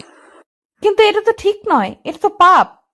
পাপ পুণ্যের হিসেব কষতে আমি এখানে আসিনি। তাছাড়া আমায় তুই তোর দুধ খাইয়ে আমার মাথা খারাপ করে দিয়েছিস। এখন আমি তোকে আদর করবই করব। আমায় আটকাতে পারবে না কেউ। রাজ কথাটা বলতেই রিমিকে জড়িয়ে নিল নিজের বুকে। রিমিকে শক্ত করে জড়িয়ে ধরে রাজ রিমির পিঠের উপর হাত বুলিয়ে দিচ্ছে। রিমি রাজের প্রত্যেকটা স্পর্শে বারংবার কেঁপে কেঁপে উঠছে। রাজ রিমির এই কম্পনে নিজেকে আরো প্রবল নিঃশাক্ত অনুভব করছে। রাজ আলতো করে রিমির থুতনি ধরে রিমির থুতনি উঁচু করে দিতেই রিমি সকল লজ্জাকে সাইডে ফেলে দুম করে রাজের নিজের ঠোঁটজোড়া তারা শক্ত করে চেপে ধরলো। রাজ বিশ্বাস করতে পারছে না এটা রিমি, কারণ রিমি সর্বদা প্রচন্ড লজ্জা পেয়ে আসছে। সেই রিমি কিনা আজ নিজেই রাজের ঠোঁটের সাথে নিজের ঠোঁট এক করে নিয়েছে। কথাটা ভাবতেই চমকে যায় রাজ। রিমি রাজের ঠোঁটজোড়া নিজের দখলে নিয়ে পাগলের মতো চুমু খেতে লাগলো। রাজও উন্মাতের মতো করে রিমির ঠোঁটের ভালোবাসার পরশ নিয়ে যাচ্ছে। কিছু সময় চুমু খাওয়ার পর রাজ আলতো করে রিমির ঠোঁটজোড়া ছেড়ে দিল। রিমির ঠোঁটের মধ্যে থেকে নিজের ঠোঁটজোড়া তুলে নিয়ে রাজ রিমির বুকের উপর থাকা ওড়নাটা এক টানে নিজের হাতে নিয়ে নিল। ওড়না সরে যেতেই রাজের সামনে রিমির বুকটা উন্মুক্ত হয়ে যায়। রিমি নিজের উন্মুক্ত বুক ঢাকার বিন্দু মাত্র চেষ্টা করলো না। কারণ রিমি এটাই চেয়েছে। রাজ রিমির বুকের দিকে তাকিয়ে আছে। রিমি রাজের দিকে তাকিয়ে মুচকি মুচকি হাসছে। রাজ আর অপেক্ষা করতে পারল না, দুম করে রিমিকে কোলে তুলে নিল সে। রিমিকে কোলে তুলে নিয়ে রাজ সোজা বিছানায় চলে যায়। রিমিকে বিছানায় শুইয়ে দিয়ে রাজ ঝাঁপিয়ে পড়ল রিমির উপর। তারপর কি হলো সেটা আর বলার অপেক্ষায় রাখে না। রিমি আর রাজ একে অপরের মাঝে ডুবে যায়। আদর করার নেশায় মেতে ওঠে রাজ। প্রায় 2 ঘন্টা পর রাজ ক্লান্ত হয়ে রিমির বুকের উপর লুটিয়ে পড়ল। রিমি রাজকে শান্ত হয়ে যেতে দেখে বলতে লাগলো, কি হলো জনাব, এতক্ষণ পর আপনার শেষ হলো? ও সরি, খুব তাড়াতাড়ি শেন হয়ে গেল তাই না? সরি। হ্যাঁ, ফার্স্ট টাইম তো, তাই আর কি। এই চুপ করো ফাজিল, এত সময় ধরে আদর করেছো, বাবা রে, আমি তো ভেবেছি আজ আর শেষ হবে না। ইচ্ছে তো ছিল না শেষ করার, একবার একবার শুরু হয়ে যাওয়ার পর আর থামতে ইচ্ছে করে না। এমন ভাবে চলতে থাকলে তোমার জন্য 2 দিন পর পর খাট কিনে আনতে হবে। তাই হয়তো আনতে হবে। রাজ কথাটা শেষ করার সাথে সাথে কলিং বেল বেজে উঠল। কলিং বেলের শব্দ পেতেই রিমি দ্রুত জামা পরে নিল, আর রাজও জামা পরে নিল। দুজন রেডি হয়ে নিয়ে রিমি দরজা খুলতে চলে যায়। দরজা খুলতেই রিমি দেখতে পায় তার আম্মু চলে এসেছে। রিমির আম্মু রুমে প্রবেশ করতে করতে রিমিকে উদ্দেশ্য করে বলতে লাগলো, রাজ কি চলে গেছে নাকি এখনো আছে? না আম্মু, রাজ ভাইয়া এখনো রুমেই আছে। কিন্তু কেন? এমনি, ওর সাথে আমার কথা আছে। কি কথা আম্মু? সেটা তোকে বলতে হবে নাকি? রাজকে গিয়ে বল আমার রুমে আসতে। ঠিক আছে আম্মু, বলছি। রিমি নিজের আম্মুর সামনে থেকে সোজা চলে আসে রুমে। রিমির আম্মুর মুখ ভারী হয়েছিল। রিমির আম্মুর মুখটা দেখে রিমি বেশ বুঝতে পারলো যে তার আম্মুর মুড ভালো নেই। কিন্তু কি হলো হঠাৎ করে যে তার মুখ এমন গম্ভীর হয়ে গেছে? আর কি জন্যই রাজকে আলাদা ডেকেছে কিছুই বুঝতে পারলো না রিমি।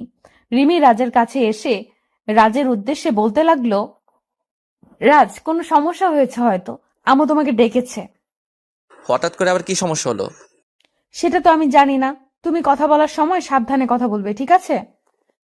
ঠিক আছে, ওয়েট, আমি দেখে আসছি। তুই পেইন কিলার খেয়ে রেস্ট করো একটু। রাজ রিমিকে রুমে রেখে রিমির আম্মুর রুমে চলে যায়। রাজ রিমির আম্মুর রুমে আসতেই রিমির আম্মু রাজকে উদ্দেশ্য করে শক্ত গলায় বলতে লাগলো, রাজ, তোকে এখানে কেন ডেকেছে জানিস? না আন্টি, কেন বলুন তো?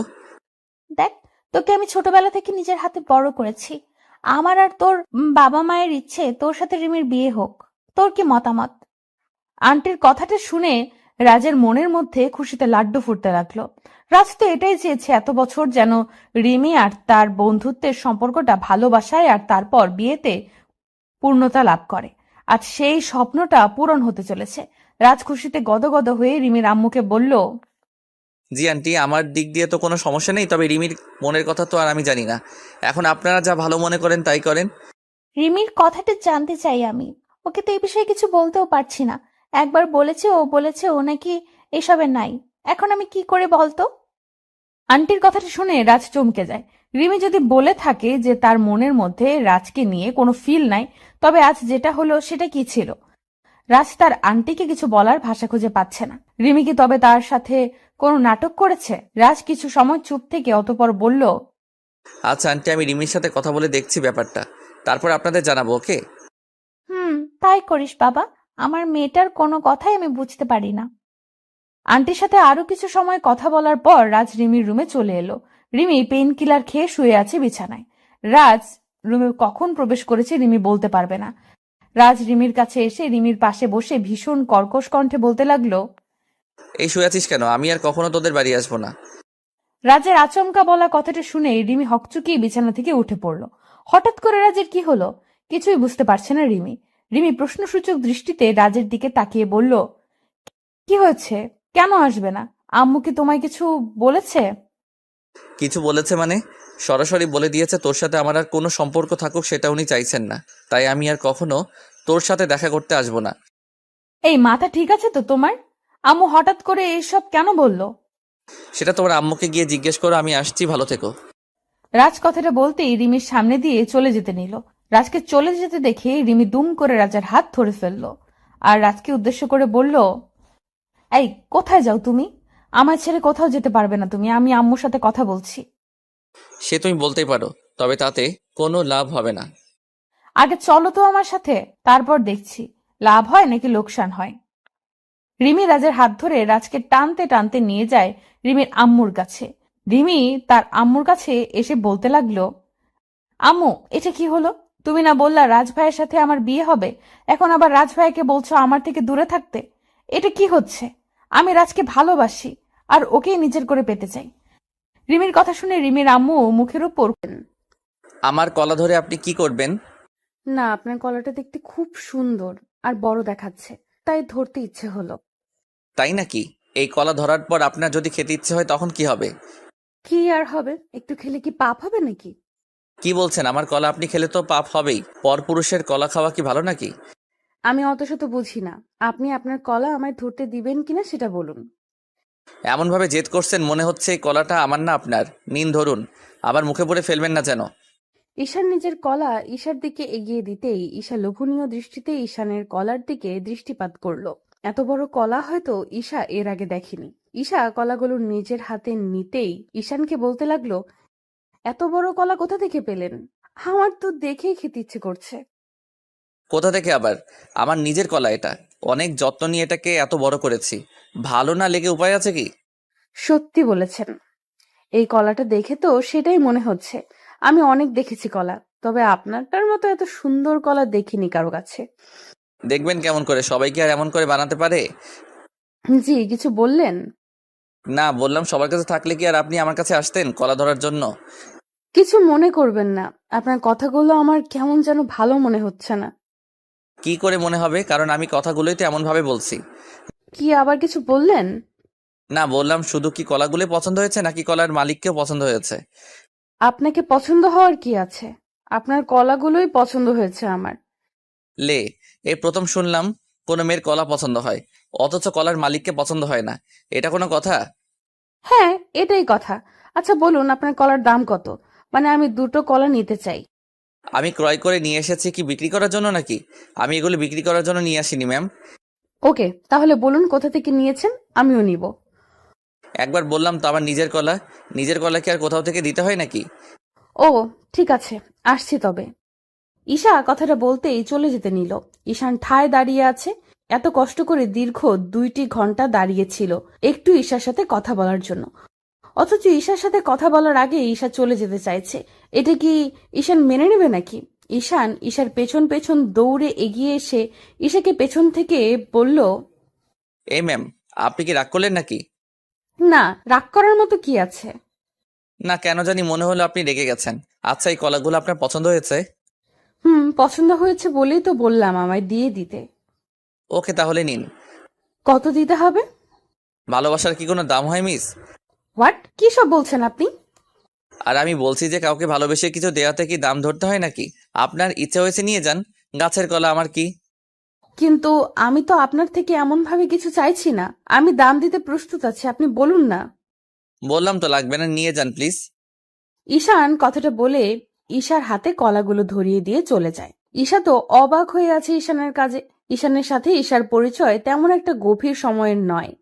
ঈশা আর ঈশান কলেজে যাওয়ার পথে একসাথে যায়, সেখান থেকেই তাদের পরিচয়। আজ বিকেলবেলা ঈশা কোচিং শেষ করে বাড়ি ফেরার পথে ঈশানের সাথে তার দেখা হয়। ঈশানের সাথে দেখা হতেই ঈশা দেখতে পায় ঈশানের হাতে কলা আছে, আর কলাগুলো দেখতে খুব সুন্দর। তাই ঈশা ঈশানের কাছে কলাগুলো চাইলো। ঈশান প্রথমে নাটক করে পরে আবার দিয়ে দিল। ঈশা আর কিছু ভাবতে পারলো না, সোজা নিজের বাড়িতে চলে আসলো। বাড়িতে এসে ঈশা কলাগুলো নিজের রুমে নিয়ে গিয়ে কলার খোসা ছাড়িয়ে নিতে চেষ্টা করলো, তবে কোনোভাবেই কলার খোসা ছাড়ানো যাচ্ছিল না। ঈশাকে কলার খোসা ছাড়াতে দেখে ঈশার ছোট বোন এসে ঈশাকে উদ্দেশ্য করে কৌতূহলপূর্ণ কণ্ঠে বলল, আপু, এইসব কি করছিস তুই? কিছু না রে, এই কলার খোসা ছাড়িয়ে নেওয়ার চেষ্টা করছি। তুই কি বোকা, দেখতে পাচ্ছিস না এগুলো রাবারের কলা? এগুলো কি খাওয়া যায় নাকি? রিমির কথা শুনে ঈশার টনক নড়ে। ঈশা খানিকটা ভ্যাবাচাকা খেয়ে গিয়ে রিমিকে বলল, কি বলছিস তুই? এগুলো রিয়েল কলা, আমি আমার এক পরিচিত লোকের থেকে নিয়েছি। যার থেকেই নিস না কেন, সে তোর সাথে মজা করেছে। আসলে আপু, তুই এতটা বোকা কি করে হতে পারিস? আসল নকল কিছুই বুঝিস না। রিমি কথাটা বলে হাসতে হাসতে চলে যায়। ওইদিকে ঈশার মাথায় হাত দিয়ে ভাবতে লাগলো, এই কলাগুলো ফেক কি করে হতে পারে, আর ঈশানী বা তার সাথে এমন মজা কেন করবে? ঈশা আরো একবার কলাগুলো হাতে নিয়ে ভালো করে পরীক্ষা করে দেখলো। এবার যেন রিমির কথাটাই সত্যি হয়েছে, এই কলাগুলো আসলেই রাবারের। ঈশা এই কলাগুলো রাবারের দেখে রাগে ফুঁসতে লাগলো। এত বড় ধোঁকা তার সাথে কি করে হতে পারে? ঈশা রাগের কারণে কলাগুলো মাটিতে ছুঁড়ে মারলো। ইচ্ছা করছে ঈশার এক্ষুনি ঈশানের চুলগুলো টেনে ছিঁড়ে ফেলতে। কি অসম্ভব ছেলে একটা!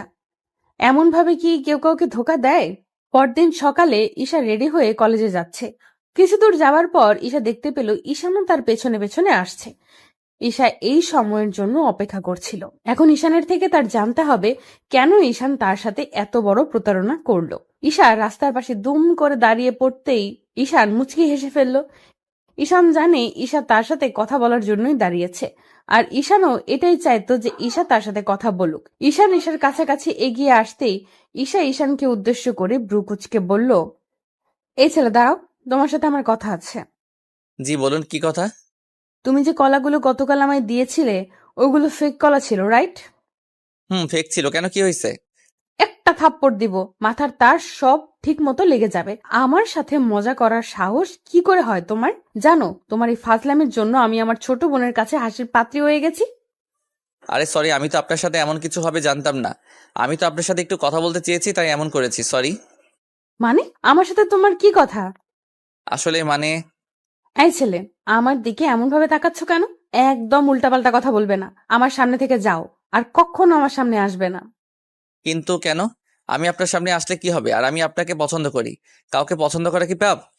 পাপ কিনা তা আমি জানি না, আপনাকে আমার পছন্দ নয়, তো নিজের লিমিটের মধ্যে থাকুন। ঈশা কথাটা বলতেই ঈশানের সামনে দিয়ে হনহন করে চলে যায়। ঈশান ঈশার দিকে তাকিয়ে আছে।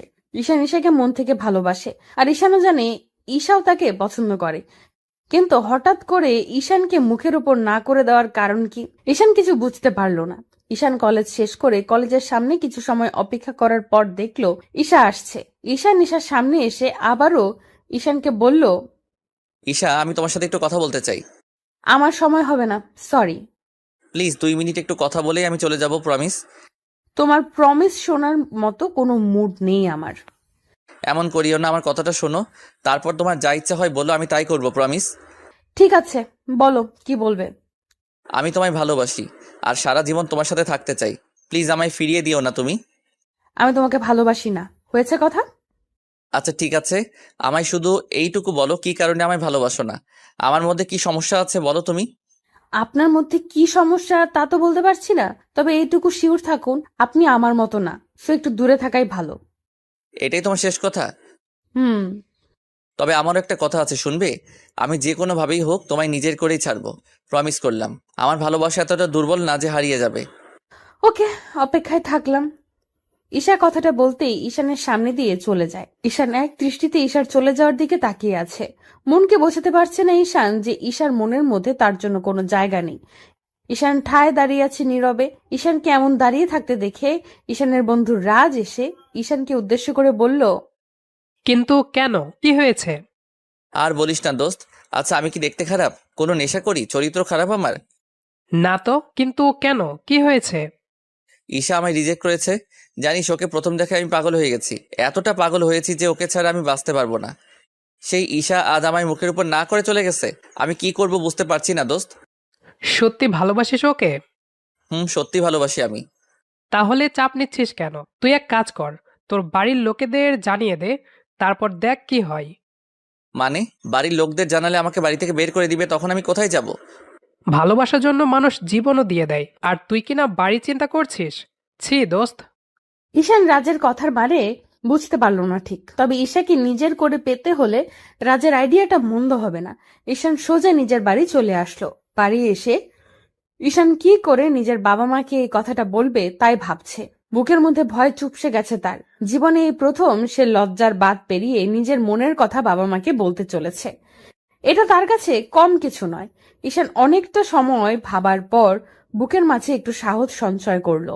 এবার তার বলার পালা। অনেকটা সাহস করার পরেও ঈশান নিজের বাবা মাকে কিছু বলতে পারল না। কি করে বলবে? প্রচন্ড ভয় কাজ করছে তার মনের মধ্যে। ওইদিকে ঈশা বাড়ি ফিরে অপেক্ষা করছে কখন তার বাড়িতে ঈশান এসে তাকে বিয়ে করার কথাটা বলবে। ঈশা ঈশানের উপর ফিদা হয়ে গেছে প্রথম দেখায়। তবে ঈশা চায় না কোনো প্রকার হারাম সম্পর্কে জড়াতে। ভালোবাসার শেষ পরিণতি বিয়ে। ঈশা চায় ঈশানের সাথে প্রেম করতে, তবে সেটা ঈশানের স্ত্রী হয়ে। ঈশার মনটা একটু একটু করে বিচলিত হতে লাগলো। কি করে জানবে ঈশান তার বাবা মাকে বলতে পেরেছি কিনা? কিছুই যেন তার মাথায় আসছে না। কিছু সময় অপেক্ষা করার পর ঈশার বোন রিমি ঈশার রুমে এলো। রিমিকে দেখে বেশ খুশি লাগছে। রিমি এসে ঈশাকে উদ্দেশ্য করে বলল, ঈশা আপু, আজ নীরব আঙ্কেল তার ছেলেকে নিয়ে তোকে দেখতে আসছে। মানে নীরব আঙ্কেল আজ এত বছর পর আমাদের বাড়িতে আসবে, তাও আবার তার ছেলেকে নিয়ে? ব্যাপার কি? ও আপু, তুই না এখনো সেই ছোট্ট ঈশাই আছিস। তোকে দেখতে আসছে মানে তোর বিয়ের সানাই বাজতে চলেছে। উফ, আমার তো ভাবতেই ভালো লাগছে। আমার বোনের বিয়েতে আমি খুব মজা করব। আমার বিয়ে আর আমি জানি না? বাহ, ভালো তো। আমি এই বিয়ে করতে পারবো না। মানে কেন বিয়ে করবি না? কি হয়েছে? কি হবে? কিছু হয়নি। আমি অন্য কাউকে পছন্দ করি, তাই এই বিয়ে করতে পারবো না। কাকে পছন্দ করিস? আছে একজন। তুই এখন যা, আমার মাথা গরম আছে। ঈশা নিজের রুম থেকে রিমিকে তাড়িয়ে দিল। এমন খবর শোনার জন্য ঈশা মোটেও প্রস্তুত ছিল না। ঈশার তো মনে মনে ঠিক করে নিয়েছে ঈশানের সাথেই তার বিয়ে হবে। এখন আবার কোথা থেকে এই আঙ্কেল আর তার ছেলে চলে আসলো, কিছুই বুঝতে পারলো না ঈশা। বিকেল বেলা ঈশার আঙ্কেল ও তার ছেলে ঈশার বাড়িতে আসলো। তারা ঈশাকে নিয়ে কথা বলছে। ঈশাকে খানিকটা বাধ্য করা হয় সাজতে।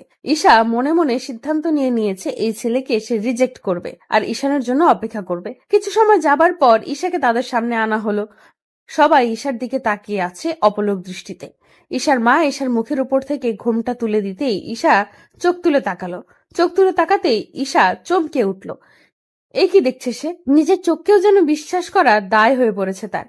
ঈশা দেখতে পেল তার সামনে বসে আছে ঈশান। ঈশানকে দেখে ঈশার ঠোঁটের কোণে হাসির ছাপ স্পষ্ট হয়ে পড়ল, তবে মুখের ওপর কৌতূহলী ভাবটা কাটল না। সকলের কথা বলা শেষ হতে ঈশা আর ঈশানকে আলাদা কথা বলার জন্য নিয়ে যাওয়া হলো। ঈশা আলাদা কথা বলতে এসেই ঈশানকে উদ্দেশ্য করে বলে উঠল, এই তুমি এখানে কেমন করে? তুমি কি আগে থেকে সব জানতে নাকি? কচু জানতাম। আমিও তো জানতাম না কার সাথে আজ দেখি করতে এসেছি আমি। এখানে এসে বুঝলাম তোমাকে দেখতে এসেছি। আমার তো মাথায় কাজ করা বন্ধ করে দিয়েছে। এটা কি করে সম্ভব হলো? সত্যি ভালোবাসা এমনই হয়, পূর্ণতা ঠিক খুঁজে নেয়। আর আমি বলেছিলাম না আমার ভালোবাসা আমি পূর্ণতা দিব। বিধাতা হয়তো এটাই চেয়েছে। হয়তো বা। তো এখন বলো, ভালোবাসো কি আমায়? এখন কিছু বলতে পারবো না আমি। কিন্তু কেন? সেটা না হয় বাসর রাতেই বলবো। ঈশার ঠোঁটের কোণে মিষ্টি হাসিটা দেখে ঈশানের আর বুঝতে বাকি থাকলো না যে ঈশার মনের কথাটা কি হতে পারে। যে ভালোবাসা বিধাতা নিজে তৈরি করে দেয়, সেই ভালোবাসাকে তুচ্ছ তাচ্ছিল্য করার সামর্থ্য কারোরই থাকে না। প্রতিদিন ভালোবাসার নতুন নতুন গল্প পেতে চ্যানেলটি সাবস্ক্রাইব করে পাশে থাকা বেল বাটনে ক্লিক করুন।